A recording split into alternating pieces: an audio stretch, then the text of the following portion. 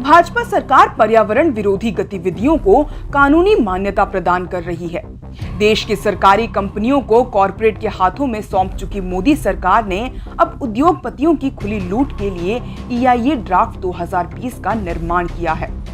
सबसे पहले जानिए कि EIA ड्राफ्ट क्या है और इसके अंतर्गत मोदी सरकार ने खुद के फायदे के लिए और जनता के नुकसान के लिए क्या-क्या बदलाव किए हैं। इन्वायरमेंट प्रोटेक्शन एक्ट EPA के अंतर्गत आने वाला EIA वही ठप्पा है जिसके आधार पर किसी भी प्रोजेक्ट को मंजूरी दी जाती है। इस क्लियरेंस को पाने के बाद ही फैक्ट्री और खदानों के प्रोजेक्ट को कागज से जमीन पर उतारा जा सकता है। लेकिन नए नियम के मुताबिक कंपनियां अपने प्रोजेक्ट को पहले ही जमीन पर उतार सकती हैं। क्लियरेंस बाद में लिया जा सकता है। इसे पोस्ट फैक्टो अप्रूवल कहते हैं। मतलब जिस प्रोजेक्ट से आम जनता और पर्यावरण खतरे में पड़ सकता है, उसको रोकने वाला कोई नहीं है।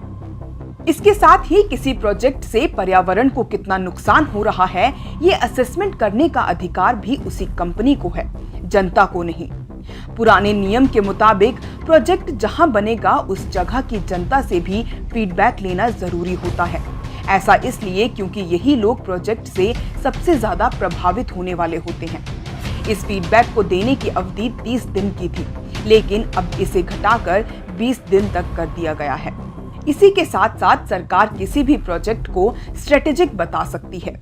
ऐसे प्रोजेक्ट के लिए EIA लेने की जरूरत ही नहीं होगी, लेकिन इसके जरिए आम जनता को नहीं, कॉरपोरेट घरानों को फायदा पहुंचेगा। पर्यावरण की पिच पर मोदी सरकार फेल रही है। भारत में 40 नई कोयला खदान बनाई जानी है, जिसके लिए जंगलों का सफाया किया जाएगा।